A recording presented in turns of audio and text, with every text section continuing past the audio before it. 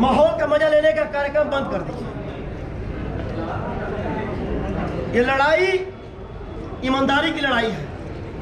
ये लड़ाई सिर्फ हमारे और आपकी तक की नहीं है। ये लड़ाई हमारे परिवार की उम्मीदों की आशाओं की है, जो लेके हम यहाँ आए हैं। इसी लॉ का पेपर, आप लॉ डिपार्टमेंट की बात होती है, लोग हमको तो पेंट कर दिए अराजकता के रूप में। अभी आके देखिए पीसीएससी का पेपर उठा के देख लीजिए, सैकड़ों छात्र इसी डिपार्टमेंटों से निकल के जाके वहाँ पे पीसीएससी और एडीजे बने हुए हैं। आप तो हमको उससे वंचित करना चाहते हैं, क्योंकि आपके लड़के तो एलपीयू यूनिवर्सिटी में पढ़ते हैं, जहाँ कैम्ब्रिज यूनिवर्सिटी में पढ़ते हैं, जहाँ मोटी फीस चलती है। हमारे बाप के पास उतनी मोटी की रकम नहीं है। हमारे पास तो इतनी पैसा है कि हम यहाँ पे अपनी जीविका चला रहे हैं, और किसी कीमत पे जाके घर भी चलता है। आप उससे मत तौलिए, हमारा अधिकार न छीनिए। 7 तारीख से पेपर है, 4 तारीख को लड़के यहाँ पे 42 डिग्री के तापमान में तड़प रहे हैं और अपना अधिकार मांग रहे हैं। ये वेलफेयर स्टेट है, भारत का वेलफेयर स्टेट है। अरे वेलफेयर स्टेट है तो कौन सी दुविधा आ गई कि एक छात्र को अपने गले में फंदा लगा के ट्विटर पर डालना पड़ गया कि हमारी उम्मीदों का, हमारी आशाओं का, हमारे हिस्सों का, हमारे हकों का हनन हो रहा है इस तरह से, और उसका प्रशासन उस पर मुकदमा कर देता है। मतलब आपको छात्र की जान की फिक्र नहीं है, आप अपनी छवि की फिक्र है बस। आपकी छवि किसी छात्र के चलते 700 से ज्यादा कीमती नहीं है। फोन क्या कर रहे हो?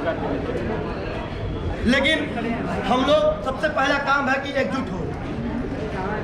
देखिए, बोलने को तो बहुत कुछ बोला जा सकता है, बहुत कुछ कहा जा सकता है, लेकिन अब समय है कि हम निर्णायक एक अपना कदम उठाएं। कुछ लोग कोर्ट पे भी चले गए, लेकिन आंदोलनों की देखिए आप लोगों को समझ हो कि ना हो, मुझे तो जो थोड़ा मोड़ा अनुभव है, मैं उस कदम को ही बहुत गलत समझता हूँ। अगर आप ये जान रहे हैं तो आप रेलेवेंट नहीं है, फिर अप टू डेट नहीं है आज के दौर से। कोई कोर्ट कभी भी ये आदेश आपको नहीं देगी कि आपका पेपर ऑनलाइन हो या प्रमोट हो जाए। आप जो लोग गए हैं उनको समझना चाहिए बात को कि कितने डिसीजंस हैं सुप्रीम कोर्ट से लेकर हाई कोर्ट तक, वो प्रेसिडेंट होते हैं, जिसपे ये कहा गया है कि नहीं पेपर होने चाहिए। लेकिन अनुभवहीनता वो उस तरह का होता है कि अंधेरे में आप कहीं भी हाथ तीर मारे जा रहे हैं। कल कोई ऑर्डर आएगा, उसी ऑर्डर के आधार पर विश्वविद्यालय प्रशासन आपके आंदोलन का दमन करेगा कि फिर से आप हस्तर उठाने का काबिल नहीं रहेगा। प्रेशर ग्रुप है आपका काम फिर वहां जाना नहीं है।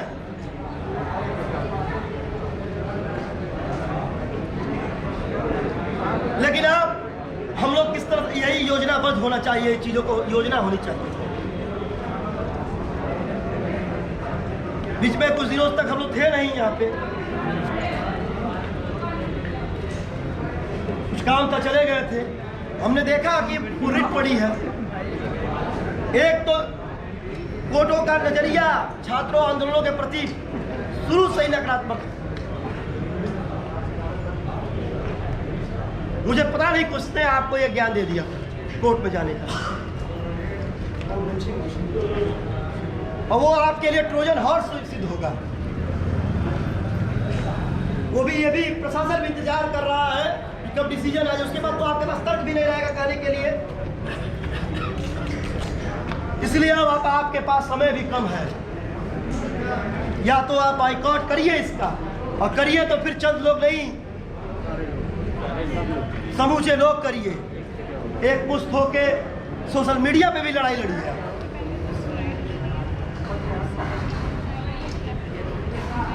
हम लोग जितने लोग हैं, इससे कोई निर्णय आने वाला है नहीं। और मैं बता दूं कि आंदोलनों का यहाँ बहुत सफल इतिहास रहा है। इसी वाइस चांसलर के आप देख लीजिए, तमाम जितने भी देख लीजिए उनकी ऐसे चुड़ुक्के जब आ जाएंगे कैंपसों में, बेगैरत पे कुछ दिन लोग आ जाएंगे, कौन सी लड़ाई लड़ी जाएगी?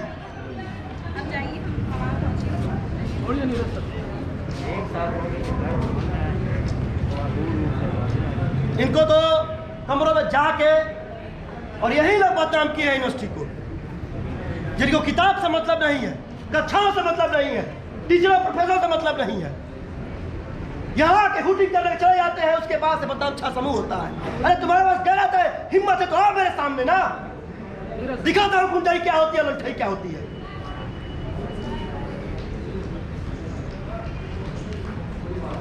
छात्र नेता बनने का पहला काम है कि पहले छात्र बनिए आप।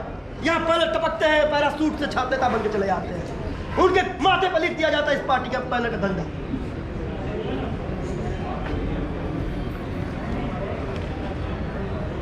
ऐसे लोगों को भी आप ध्यान रखिए कि कौन बदनाम कर रहे जा रहे हैं हमको। और ये समय बहुत नाजुक है। जब बाइकॉट इसी विश्वविद्यालय में परीक्षाओं का बाइकॉट हुआ, लेकिन वो बहुत व्यापक हुआ है, मुट्ठी भर लोग कुछ नहीं कर सकते हैं। और यह आंदोलन भी बहुत लेट ही शुरू किया गया। और इसी तरह का ये आगे की चीजें भी होने वाली है। अभी तो आप लॉक कर रहे हैं, फीस बढ़ गई 400%। कल को LLM करने जाएंगे 60,000 कॉलेजों में फीस देंगे आप। किसी की हैसियत नहीं है यहाँ पे कि 60,000 लेके LLM कर सके। इतनी गहरी जेब लेके नहीं आते हैं हम यहाँ पे। कई लोग यहाँ पे आते होंगे जिनके पूरी बरसात छप्परों से टपकते पानी के अंदर बल्टियां लगाते गुजर जाती है। उस इकोनॉमिकल सेक्शन से भी लोग आते हैं।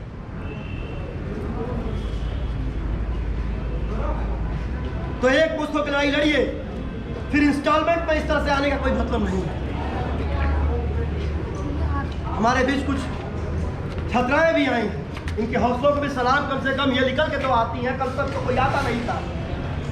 और कैंपेन भी करने की जरूरत है। जरूरी नहीं है कि आंदोलन विश्वविद्यालयों तक सीमित रहे, ये आंदोलनों को सिविल सोसाइटी तक ले जाए।